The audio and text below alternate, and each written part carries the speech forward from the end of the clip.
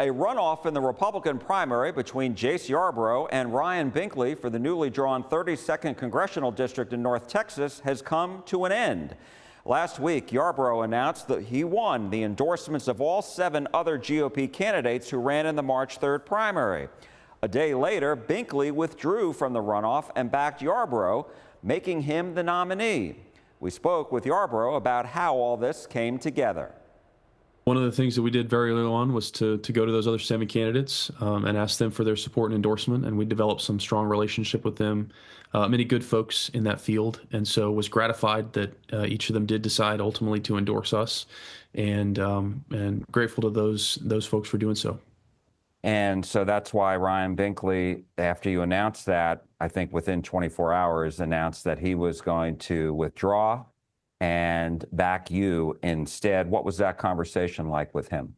Well, I'm grateful to Ryan for doing that again. It frees up a lot of resources that can now be focused on the November election for the people of Texas 32 and others in the state and across the country.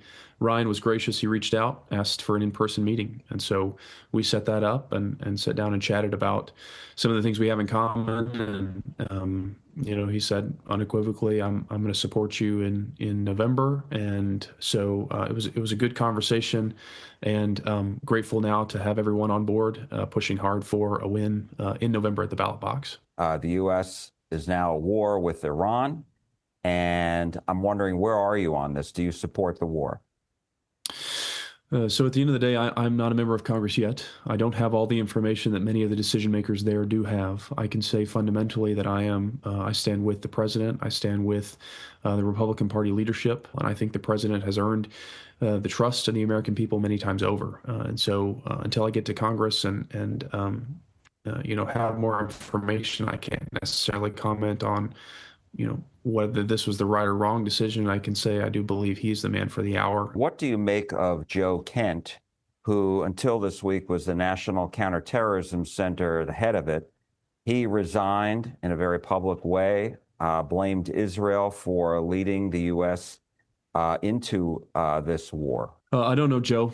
And again, I don't have the information that's available to many people that are within the administration. I can say that as a veteran myself, I understand what it means to voice disagreement behind closed doors. There's a way to do that. I do think that the Article 2 branch exists in order to execute the will and decisions of the president. And so insofar as a person cannot do that, or is not willing to do that, I think it's appropriate for that person to leave.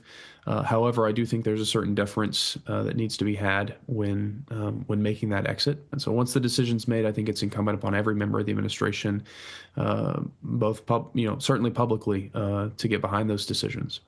Yarbrough will face Democrat and Richardson City Council member Dan Barrios in the fall, but Yarbrough is favored to win in this new GOP majority district.